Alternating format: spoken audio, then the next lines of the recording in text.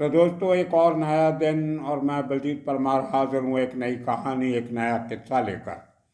आज आपको वो किस्सा सुनाएंगे जो बहुत बार आप कह चुके हैं। कुछ नई तस्वीरें सामने आई हैं उस शख्स की जो एक ज़माने में अरुण गवली की किलिंग मशीन गिना जाता था। नाम है तानिया कोली। तानिया कोली की ज़िंदगी से जुड़ी हुई कुछ एक्सक्लूसिव तस्वीरें मेरे एक दोस्त ने पूना से भेजी हैं, जो उस ज़माने में जब वो सज़ा काट रहा था 93 के पहले की वो तस्वीरें भेजी हैं। वही 6 फुट से लंबी हाइट, फर्तीला जवान, देखने में खतरनाक। कुछ तस्वीरों में अकेला है और कुछ तस्वीरों में अरुण गवली के गैंगस्टर्स के साथ येरवाड़ा जेल पूना के कंपाउंड में पूरे का पूरा दगड़ी चाल का गैंग बैठा हुआ नजर आ रहा है। लेकिन ये अकेले की एक्सक्लूसिव तस्वीरें शायद आज तक पहले नहीं छपी है, क्योंकि उपलब्ध नहीं थी। अब तानिया कोली अजिहा शख्स जो एक ज़माने में पठान गैंग के साथ काम करता रहा, उसके साथ रज्जी रजाब अली मेहंदी के साथ, रज्जी भाई जिसको कहते थे, उसके साथ काम करता रहा। उसके बाद दाऊद के गैंग के साथ भी काम करता रहा और फिर अरुण गवली के साथ। ऐसा आदमी जो सिर्फ अपनी गोली चलाने की काबिलियत से जाना जाता था, हर गैंग ने उसका फ़ायदा उठाया और वो आदमी उनके हाथों में खेलता रहा जब तक एक लॉन्ग डिस्टेंस ट्रेन में 1993 में वो मारा नहीं गया। और उस शख्स की भी थोड़ी सी कहानी सुनाएंगे जिस शख्स ने इसको उस गाड़ी में गोली मारी थी और उसके बाद 10 साल जेल में रहने के बाद वो पैरोल पे गया तो फरार हो गया। और कैसे पकड़ा गया वो शख्स जिसका नाम था निमेश अजगांवकर।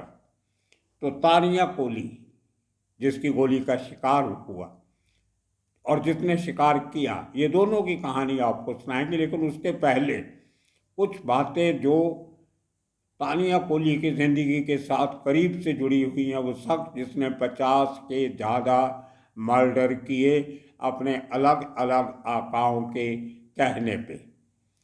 तानिया कोली की शुरुआत अर्ली 70s में होती है।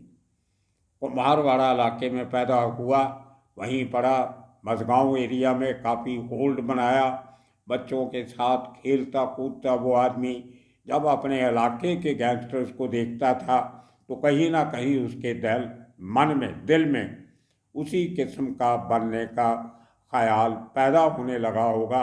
ऐसा पुलिस के जो जानकार लोग हैं वो मानते हैं। जैसे मैंने कहा, लंबा चौड़ा आदमी था, सेहत अच्छी थी जवानी में। जेल में जाके तो हर आदमी कमज़ोर हो जाता है, लेकिन इस आदमी का फुर्तीलापन जो था वो कहीं ना कहीं सादिक कालिया से बहुत मिलता था। और कई लोग तो इनको, सादिक कालिया की हाइट भी इसके जैसी थी, रंग भी दोनों का काला था, जान बॉडी भी एक जैसी थी। कई लोग तो क्राइम एक करता था और नाम दूसरे का लग जाता था। ऐसा भी कई बार अंडरवर्ल्ड में हुआ। वो किस्सा भी आपको सुनाएंगे कैसे हुआ। लेकिन शुरुआत करते हैं मुंबई के उस समय के sub inspector Colaba police station के मधुकर जेंडे के साथ काम करने आए थे, जिनका नाम है इसहाक बागवान। बाद में एसीपी रिटायर हुए मुंबई पुलिस से, आजकल अपने गांव में रह रहे हैं, खेती बाड़ी कर रहे हैं। शुरुआती दिनों में जितना काम इसहाक बागवान ने किया उतना शायद किसी और ऑफिसर ने नहीं किया। उनका अपनी किताब में जिक्र किया, मैंने एक पहले एपिसोड भी बनाया था कि कैसे मेरिन ड्राइव पे बने एक होटल बॉम्बे इंटरनेशनल में एक फॉरेनर का मर्डर हो जाता है। वो एक खिलाड़ी था जो इंडिया में खेलने आया था और उसका मर्डर हो जाता है। उसकी लाश जो है वो गेट वे ऑफ इंडिया के पास से मिलती है, लेकिन कत्ल करने वाले फरार हो जाते हैं। लेकिन इसहाक बागवान को खबर मिलती है कि ये काम किसने किया। वो डोगरी एरिया में जाके एक मोहल्ले से एक आदमी को पकड़ के लाते हैं जिसका नाम होता है हमीद।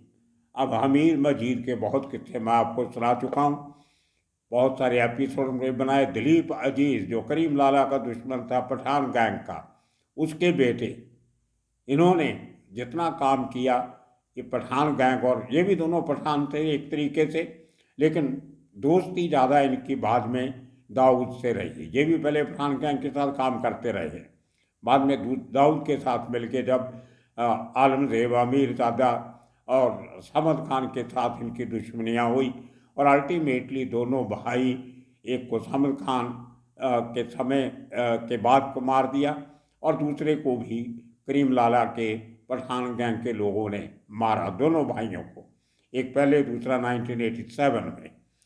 हमीद का मर्डर 87 में हुआ था। तो हमीद को पकड़ के बागवान साहब लाते हैं, और उसके साथ जो दो आदमी पकड़े जाते हैं उनमें से एक तानिया कोली भी था, जिसका तभी इतना नाम नहीं था। अपनी किताब में उन्होंने इस किस्से का जिक्र भी किया है कि किस तरीके से इन लोगों ने, तीनों ने मिलके उस शख्स को मारा। तीनों साथ में थे, भले चाकू जो चलाया था वो हमीद ने चलाया हो। तो बहुत इनाम मिला, शाबाशी मिली थी। 24 घंटे के अंदर अंदर उस फॉरेन नेशनल खिलाड़ी का इसहाक बागवान ने मर्डर केस सॉल्व कर दिया था। लेकिन तभी किसी को पता नहीं था कि वो एक लंबा सा काले रंग का आदमी एक ज़माने में अंडरवर्ल्ड का इतना खूंखार शूटर बनेगा और तानिया कोली के नाम से मशहूर हो जाएगा। अब चलते चलते, क्योंकि उस इलाके में रहता था जहाँ मुस्लिम गैंगस्टर्स का बहुत बड़ा जमावड़ा था और बाहर के लोग पाँव नहीं जमा सकते थे, उनके बीच में तानिया कोली ने अपना पाँव जमाया, अपनी जगह बनाई।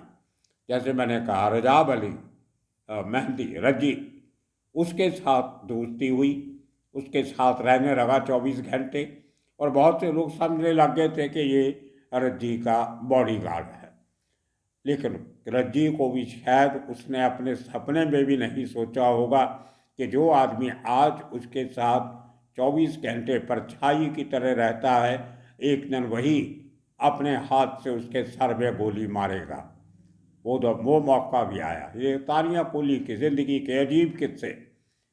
बहुत सालों के बाद तानिया कोली छोड़ छड़ा के अरुण गवली के चुंगल में आ गया और दगड़ी चाल में रहने लगा, जहाँ पहले से ही विजय टाडेल, सदा मामा, चौधरी, इस किस्म के लोग ऑलरेडी वहाँ पे वेल सेट थे, वेल एंट्रेंच्ड थे, अंदर तक घुसे हुए थे।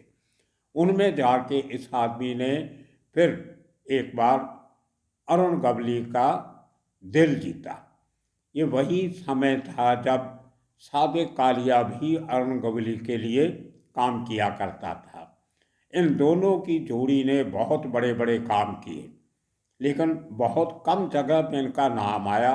उसका कारण था कि अरुण गवली, जो उसके बड़े सीनियर जिनको कह सकते हैं और शार्प शूटर जो थे, तजर्बेकार, जिनका निशाना कभी चूकता नहीं था, काम उनसे करवाता था, लेकिन हर हत्या के बाद पेश दूसरे लोगों को करवाता था, जिनको डमीज कहते हैं। ये अरुण गवली की एक मास्टरी रही है। तो बहुत से केसेस में जो आप सुनते हो कि उसने मारा, फलाने मारा, ढिमके ने मारा, वो काम असल में और लोगों ने किए होते थे। उनमें से सबसे ज़्यादा काम सादिक कालिया और तानिया कोली ने किए, और दोनों की दोस्ती गैंग छोड़ने के बाद भी कायम रही। वो भी किस्सा आपको छोटा सा सुनाएंगे। एक बार अरुण गवली की दाऊद के लोगों के साथ दुश्मनी हुई। तभी दाऊद और उसके भाई तो दुबई चले गए थे, लेकिन इनका ऑफिस का काम अमीर लंबू संभाला करता था। वो काफ़ी लंबा आदमी था, इसीलिए उसको लंबू बोल देते थे। अमीर लंबू को मारने की प्लानिंग की गई जब सादिक कालिया अरुण गवली के साथ काम करता था। तो सादिक कालिया बेसिकली लोनर था, वो अकेला काम करना अच्छा समझता था, लेकिन आदमी साथ में भी हो तो पहल वही करता था। तो उसने 3-4 दिन उस पाक बोरिया स्ट्रीट की बोरी मोहल्ला की रैकी की और देखा कि अमीर लंबू वहाँ पे एक चारपाई के पास चारपाई पे पूरा दिन बैठता और इकबाल चाचा नाम का एक सख्त जुदाऊ खानदान के करीब था, वो भी वहीं पे होता है।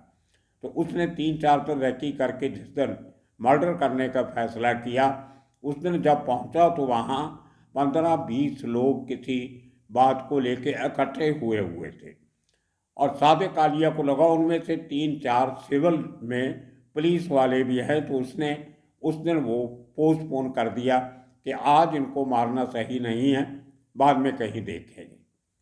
उसके चलते हुए दूसरे दिन जब दगड़ी चाल जाके रिपोर्ट करता है तो अरुण गवली बहुत नाराज होता है। उसी बात को लेकर उनका झगड़ा भी होता है।